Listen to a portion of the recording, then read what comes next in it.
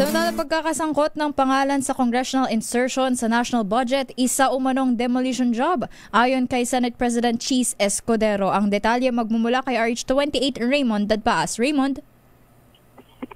Jackie, Mayor, tinawag ni Senate President Francis Cheese Escudero na bahagi ng demolition job laban sa kanya ang lumabas na listahan na siya umano ang nasa likod ng 150 billion pesos na insertion sa national budget ngayong 2025.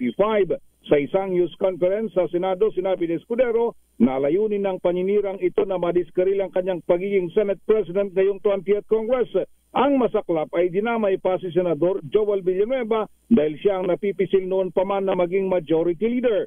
Kahit na nung unang pumasok sa Kamara de Representantes ay siya ang kinatawan ng party list na si BAC o Citizens Battle Against Corruption. Marin itong itinatanggi na naglaan ito ng mahigit na 9 na bilyong piso na flood control project sa lalawigan nila ng Sorsogon. Sabi ni Escudero nang galing sa Kamara de Representantes ang paninira sa kanya at iba pang mga senador. Pakinggan natin si Senate President Cheese Escudero. Bagaman alam kong demolition job ito mula sa ilang sektor na nais questionin yung aking pananatili bilang Senate President bago kami magbotohan. At bagaman tapos na, para sa akin, hindi parang makalipas ang 27 taon. Ngayon lamang yata ako maakusa ng isang bagay na ganyan. Ang masakit, dinamay pa si Senator Joel na kung maalala nyo, ay nung pumasok siya sa Kongreso, ay ang party list niya ay SIBA, Citizens Battle Against Corruption. At dahil lamang siya ang napili at napipisel kong majority leader, nung mga unang araw nung nakarang linggo.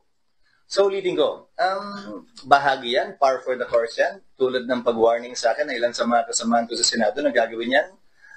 Tinitingnan kong bahagi yan, ika nga, sa buhay ng isang politiko.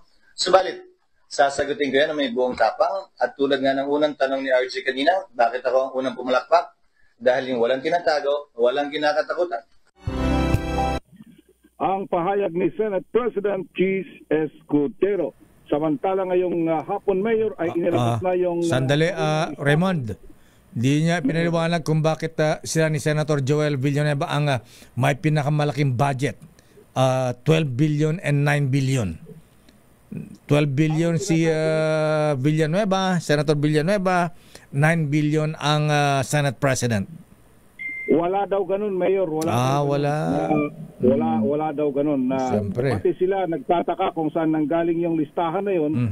Dahil ang paliwanag naman niya ay hindi naman ibig sabihin na kung sakaling nagkaroon ng infra project sa probinsya ni Joel Villanueva sa Bulacan, hindi naman ibig sabihin na kanya yun.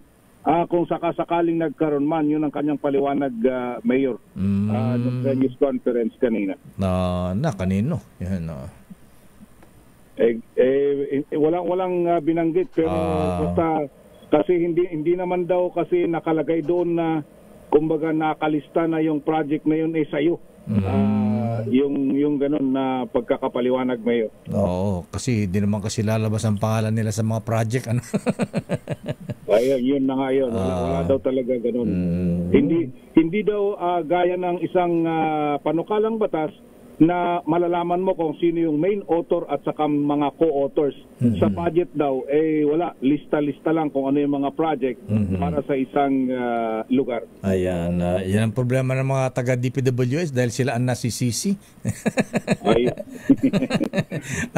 Okay, ano pa issue, Raymond? Yung ngayong hapon, Mayor, naglabas na ng initial list ng mga committee chairmanship sa Senado, kaya nakita na kung sino-sino yung mga mamumuno sa iba't ibang mga malalaking mga committee dito, Mayor. Banggitin natin yung iba, Mayor.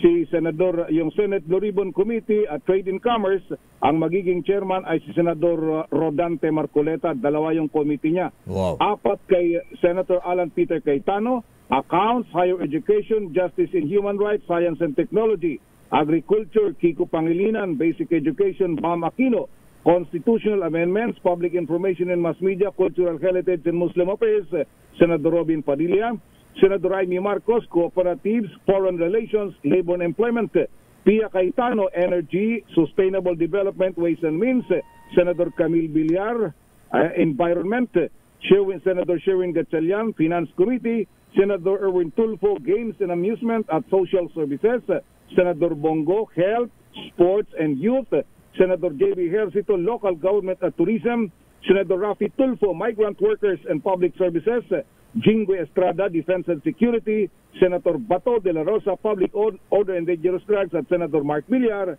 Public Works Committee. Ito si RH24. Teka, isa na lang, Raymond. Kanino napunta ang Blue Ribbon Committee?